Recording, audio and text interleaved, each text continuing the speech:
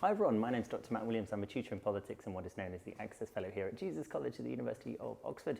Now, what are colleges? What's the deal with all of the colleges at the University of Oxford? There are 39 colleges. This one, Jesus College, that I work for is just one of those, and they're all pretty similar. They all teach the same sort of stuff. They do the similar things. So what's the deal? Basically, Oxford's about a 1,000-year-old university, and a bit like how the USA started as 13 states and developed into 50 states, we kind of grew in a similar piecemeal fashion over the centuries. But to better explain it, we've got two wonderful students, one from Jesus College, one from Brasenose College, to talk about what the college system is all about and what their experiences have been like. This is the first of a two-part video series. The second video is on the Brasenose College YouTube channel, so make sure you go across to there. I'll link it everywhere so that you can check it out. You can go and subscribe. Brasenose is a wonderful place. I was lucky enough to be a lecturer there for several years and I absolutely loved it. So make sure you go and see what they've got on offer on their channel. Thanks so much. Bye. It makes a decision kind of slightly unimportant in the grand scheme of things, because at the end of the day, you're getting the same kind of thing. If you were to describe your college with 3 words, what would you choose? Ooh, friendly, definitely for Jesus. Inclusive. Unique. Well, number one, friendliest, obviously. Brasenose feels very warm and fun. Brasenose is pretty fun. I think in terms of choosing colleges at Oxford, what my main thing that I used was probably not the most reliable source, but Wikipedia. Most of the colleges also have like student-run Instagram accounts, so they post like about the activities of the students, the different things that are going on at the college, and you can also kind of get like a bit of a taste and vibe for the students at the college. And the alternative prospectus, I think it's called, website I used that loads, and it was so useful because it just lays out loads of information about each college in a really easy way to compare them to each other. Yeah, I think another big thing for me was I looked at the college, not just the college website, but the JCR website. So the JCR is like the undergrad student body of a college, and I think in the Jesus JCR website, it was like the friendliest college. That's what we call ourselves too. One thing that I also looked at was how much money each college had. I think I actually did look at that. Because I think the amount of money that a college has, it like can vary a lot on like how much they put into JCRs, how much they put into academic support, academic funding, and also just general like other kind of like, so at Jesus we have like a fund that goes solely to like sports clubs and stuff, which I know that some other colleges don't have. And it was like all like the little things that were like, okay, Jesus is a pretty well funded college and I think I could get a good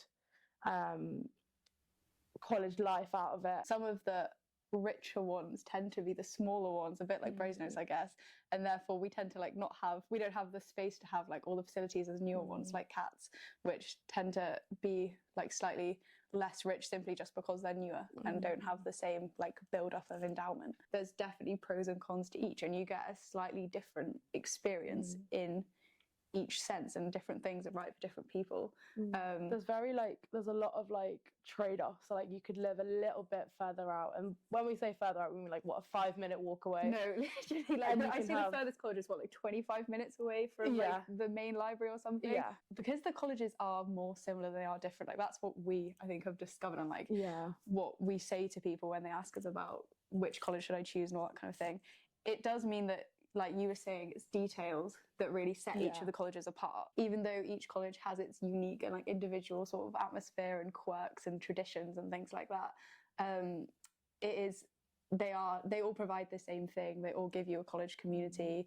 You'll get like fantastic tutors at all of them, especially because I think it's like 25% of people don't actually end up, who get into Oxford, don't go to the college that they originally applied to.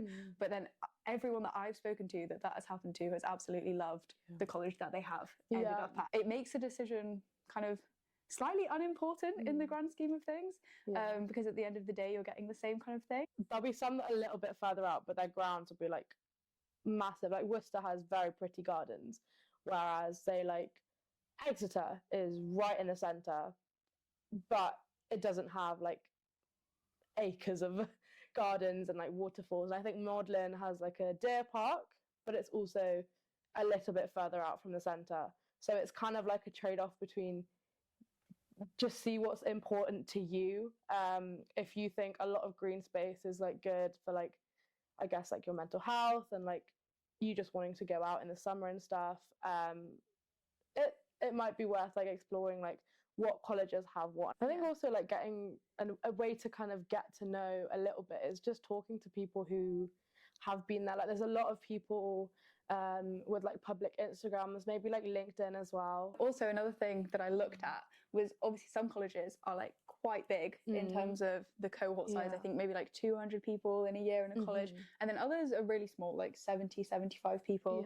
I think Brasenose is about 110, 120, something like that, like relatively in the middle. And when I was looking at it, I think I was thinking like there are benefits to smaller and benefits to bigger, and sort of trying to decide what I wanted. I think I ended up deciding I didn't want to be in a particularly, like a really big college, because I wanted to have more of the community and like everyone knowing each other and everyone being friends with each other. But I also didn't want to have so small of a college that I wanted to be able to meet lots of different kinds of people. And I guess like even if there is like a specific college you do want to go to, and you get pulled or interviewed at another college and you ultimately get into that college, like there is nothing stopping you from like making friends and like going to like visit other colleges. And like you, like I'm from Jesus, but it's a running joke that I spend half my life in Brasenose.